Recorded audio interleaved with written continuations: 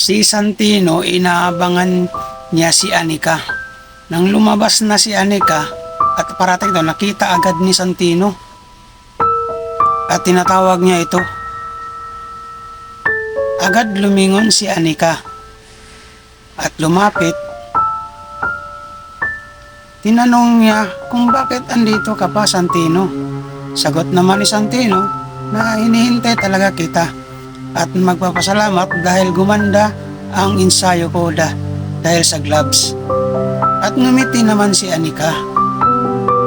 Ang sagot naman ni Anika kay Santino, di ba sabi ko sa iyo na sentimental ba yan, kasama mo kami? Tuloy-tuloy pa rin ang pagpapasalamat ni Santino kay Anika sa pagbibigay sa kanya ng boxing gloves. Sagot naman ni Anika, ano ka ba, Santino? Ginawa ko lang yun.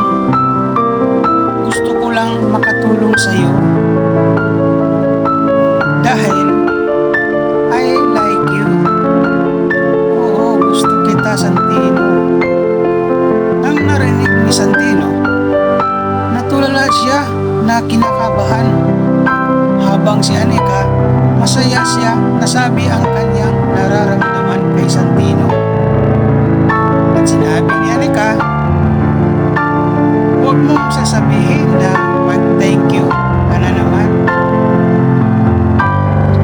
Hindi nakapagsalita si Santino sa kanyang narinig kay Anika. Parang nabigla siya, si Anika, nanligaw sa kanya. Kaya ang ginawa ni Anika, lumapit kay Santino at hinalikan niya ito.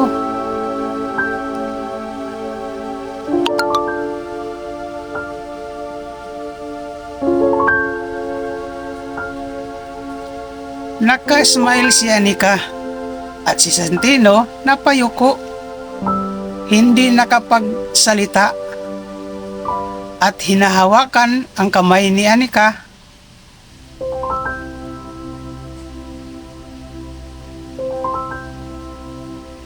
Tuloy-tuloy ang pag-smile ni Anika at Santino habang naghihintay ang kaibigan ni Anika.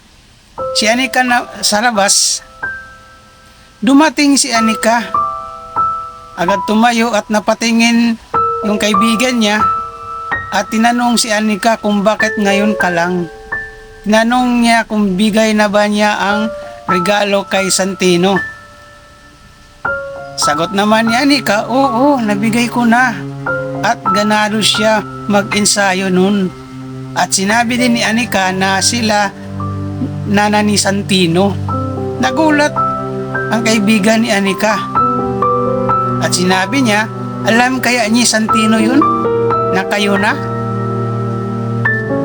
At sagot naman ni Anika sa kaibigan niya, dapat alam niya yun.